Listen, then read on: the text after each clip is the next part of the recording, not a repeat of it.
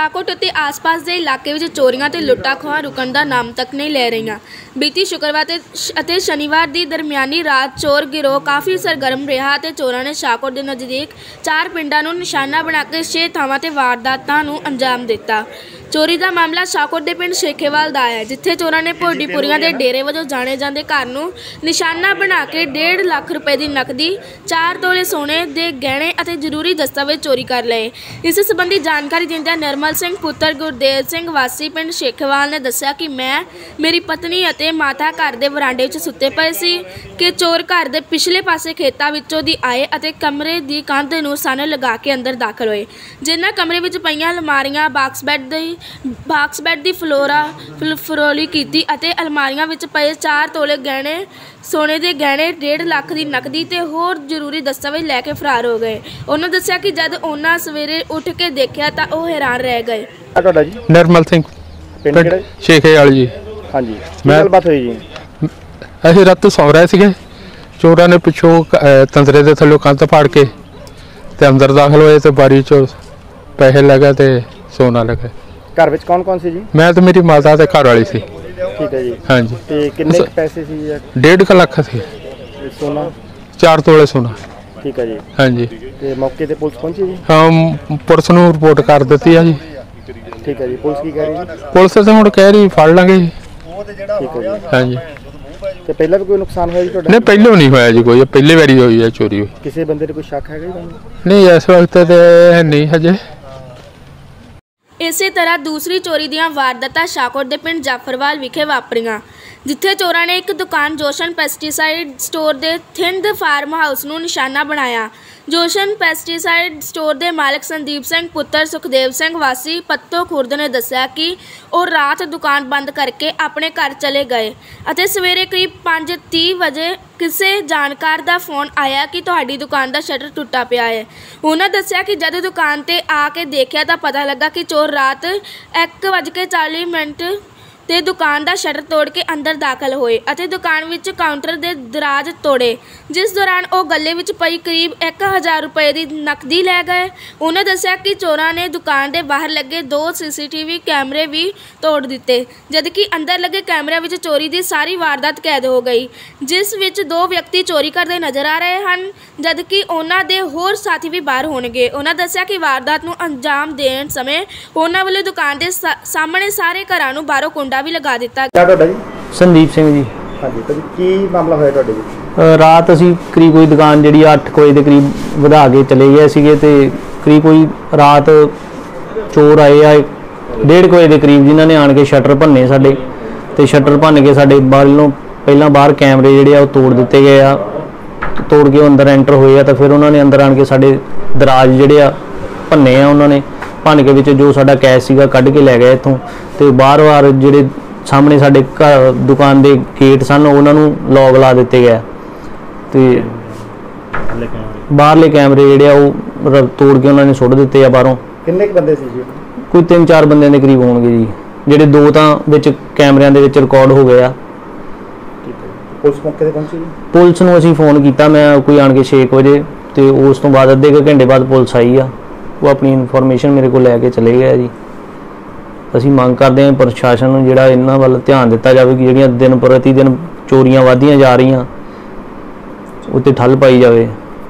इस तरह तीसरी चोरी थिंद फार्म हाउस के मालिक दलबीर सिंह और रेशम सिंह दोवें पुत्र दीदार सिंह वासी जाफरवाल ने दस्सिया कि चोर कंध टप के उन्होंने फार्म हाउस में दाखिल होए, जिथे पहला उन्होंने कैमरे दीयां तारां तोड़ियां और बाद विच खेतां वाले पासों दी उन्होंने फार्म हाउस के एक कमरे में रखे 6-7 मुर्गे कमरे की ताकी तोड़ के चोरी कर लए। इस तो इलावा उन्होंने मोटरां दीयां केबल तारा भी चोरी कीतियां ते फरार हो गए।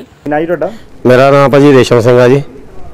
हाँ जी। की गलबात हुई जी तुहाडे? भाजी राती है ना साडे इत्थे फार्म हाउस ते कोई बंदे आए आ, उन्होंने साडा मुर्गियां साडियां रखियां सीगियां आपदे घर वास्ते खाण पीण लई ते साडा बारी पट के मुर्गे कढ के लै गए ते साडियां केबलां सीगियां मोटर दीयां ला के रखियां होईयां वो लै गए ते जांदे होए साडे पहलों आउंदियां ने उन्हें साडे कैमरिਆਂ ਦੀਆਂ तारां तोड़ियां वा, कैमरे बंद कीते आ ते उस तो बाद उन्होंने वारदात नूं अंजाम दित्ता वा तो इतों जाते एक लकड़ लैके गए, जी लकड़ ने मुड़ के जोसन पेस्टिसाइड का शटर पटिया वा वो भी उत्थे वरती गई है।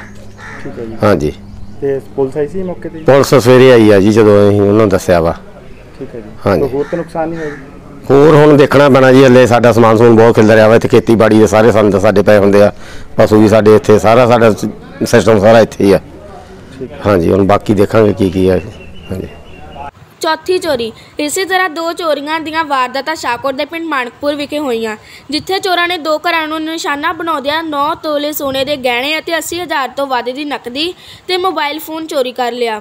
ਜਗਜੀਤ ਸਿੰਘ ਉਰਫ ਜੱਗਾ ਪੁੱਤਰ ਗੁਰਮੁਖ ਸਿੰਘ ਵਾਸੀ ਮਾਣਕਪੁਰ ਨੇ ਦੱਸਿਆ ਕਿ ਉਹ ਡੇਰੇ ਤੇ ਰਹਿੰਦੇ ਹਨ ਅਤੇ ਆਪਣੇ ਘਰ ਦੇ ਕਮਰੇ ਵਿੱਚ ਪਰਿਵਾਰ ਸਮੇਤ ਸੁੱਤਾ ਪਿਆ ਸੀ ਕਿ ਚੋਰ ਖੇਤਾਂ ਵੱਲ ਦੀ ਕਮਰੇ ਦੀ ਕੰਧ ਨੂੰ ਸੰਨ ਲਗਾ ਕੇ ਕਮਰੇ ਅੰਦਰ ਦਾਖਲ ਹੋਏ, ਜਿਨ੍ਹਾਂ ਕਿਸੇ ਤਰ੍ਹਾਂ ਘਰ ਵਿੱਚ ਰੱਖੇ 2 ਕੁੱਤਿਆਂ ਨੂੰ ਕੋਈ ਨਸ਼ੀਲੀ ਚੀਜ਼ ਪਾ ਦਿੱਤੀ, ਜਿਸ ਨਾਲ ਕੁੱਤੇ ਸੌਂ ਗਏ ਅਤੇ ਉਹਨਾਂ ਕਮਰੇ ਅੰਦਰੋਂ ਕੁੰਡਾ ਲਗਾ ਲਿਆ।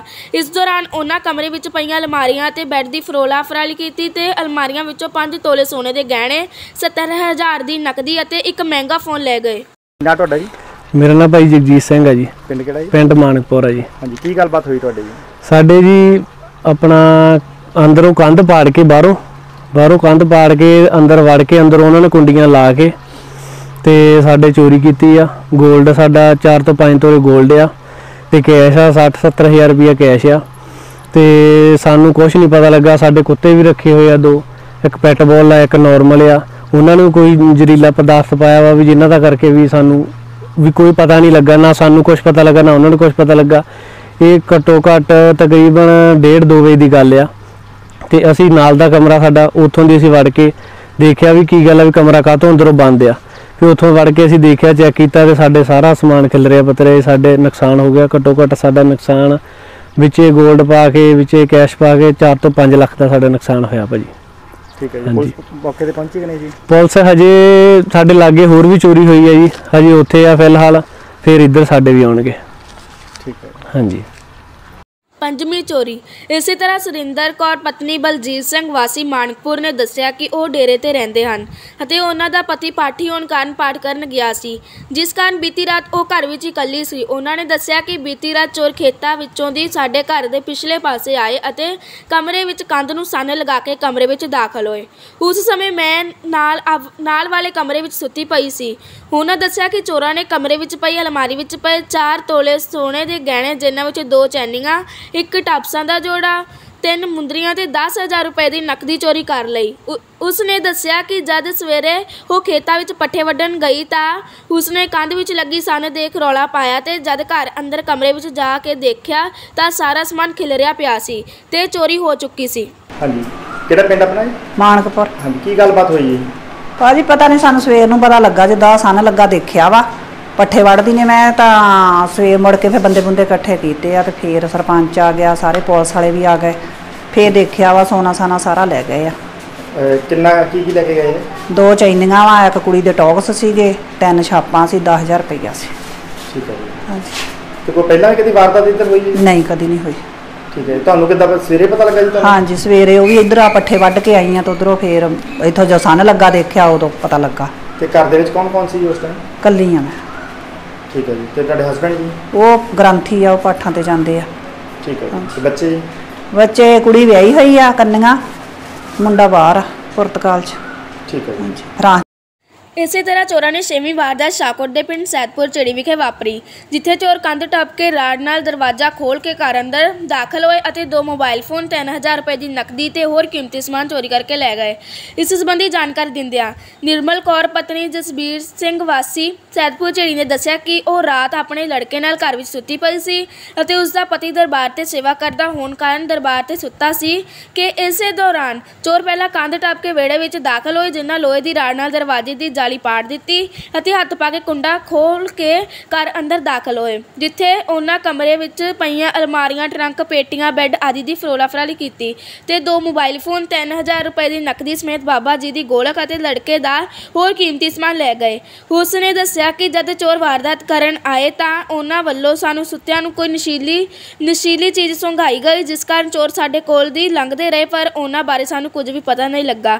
ਜ਼ਿਕਰਯੋਗ ਹੈ ਕਿ ਇਹਨਾਂ ਵਾਪਰੀਆਂ ਚੋਰੀਆਂ ਦੀਆਂ ਘਟਨਾ ਸੰਬੰਧੀ ASI ਕਸ਼ਮੀਰ ਸਿੰਘ ਥਾਣਾ ਸ਼ਾਹਕੋਟ ਵੱਲੋਂ ਪੁਲਿਸ ਪਾਰਟੀ ਸਮੇਤ ਮੌਕਾ ਦੇਖ ਜਾਂਚ ਸ਼ੁਰੂ ਕੀਤੀ ਗਈ, ਪਰ ਪੁਲਿਸ ਅਜੇ ਇਸ ਬਾਬਤ ਕੁਝ ਵੀ ਕਹਿਣ ਤੋਂ ਪਾਸਾ ਵੱਟ ਰਹੀ ਸੀ। ਰਿਪੋਰਟਰ ਦਵਿੰਦਰ ਸਿੰਘ ਕੋਲਾ ਦੀ ਵਿਸ਼ੇਸ਼ ਰਿਪੋਰਟ ਡੀ ਪੰਜਾਬ ਨਿਊਜ਼। ਨਹੀਂ ਤੁਹਾਡਾ? हाँ जी निर्मल कौर जी। ਹਾਂਜੀ ਕਿਹੜਾ ਪਿੰਡ ਜੀ ਆਪਣਾ? अपना सैदपुर ਝਿੜੀ जी। ਹਾਂਜੀ ਕੀ ਗੱਲਬਾਤ ਹੋਈ ਜੀ ਤੁਹਾਡੇ ਘਰੇ? ਸਾਡੇ ਭਾਜੀ ਰਾਤੀ ਅਸੀਂ ਸੁੱਤੇ ਹੋਏ ਸੀ, ਮੈਂ ਤੇ ਮੇਰਾ ਬੇਟਾ ਘਰੇ ਸੀਗੇ, ਉਹ ਸੁੱਤੇ ਹੋਏ ਸੀ ਅਸੀਂ ਤੇ ਹਸਬੰਡ ਮੇਰੇ ਇੱਧਰ ਡੇਰੇ ਤੇ ਰਹਿੰਦੇ, ਉੱਥੇ ਸੇਵਾ ਕਰਦੇ, ਉੱਥੇ ਰਹਿੰਦੇ ਆ, ਸੌਂਦੇ। ਤੇ ਰਾਤੀ ਸਾਡੇ ਬੰਦੇ ਆਏ ਆ, ਜਿਹੜਾ ਨਾਲ ਬੂਹਾ ਖੋਲ੍ਹਿਆ ਉਹਨਾਂ ਨੇ, ਅੰਦਰ ਦਾ ਜਾਲੀ ਦਾ ਤੋੜਿਆ, ਬੂਹਾ ਖੋਲ ਕੇ ਅੰਦਰ ਸਾਡਾ मतलब ਫੋਲਾ ਫੋਲੀ ਸਾਰੀ ਕੀਤੀ, ਪੇਟੀਆਂ ਦੀ, ਬੈੱਡ ਦੀ, ਜੋ ਸਭ ਫੋਲਾ ਫੋਲੀ ਕਰਕੇ ਗਏ ਆ। ਤੇ ਜੋ ਸਾਡਾ ਕੀਮਤੀ ਥੋੜਾ ਬਹੁਤਾ ਸਮਾਨ ਸੀਗਾ ਉਹ ਲੈ ਕੇ ਚਲੇ ਗਏ ਆ, ਪੈਸੇ ਸੀ ਥੋੜੇ ਜਿਹੇ ਉਹ ਲੈ ਕੇ ਗਏ ਆ। ਤੇ ਸਮਾਨ ਸੀਗਾ 2 ਮੋਬਾਈਲ ਫੋਨ ਸੀਗੇ ਤੇ 3000 ਰੁਪਇਆ ਸੀਗਾ ਘਰੇ ਪਿਆ ਹੋਇਆ।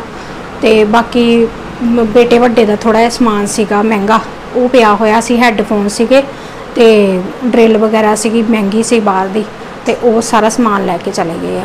ਮਹਿੰਗਾ ਸਮਾਨ ਚੱਕ ਕੇ ਲੈ ਗਏ ਸਾਰਾ। ਤੇ ਪੁਲਿਸ ਆਈ ਸੀ ਮੌਕੇ ਤੇ? ਹਾਂਜੀ ਆਈ ਜੀ, ਸਵੇਰੇ ਦੇਖ ਕੇ ਗਏ ਉਹ ਸਾਰਾ ਹੀ। ਠੀਕ ਹੈ ਜੀ। ਹਾਂਜੀ।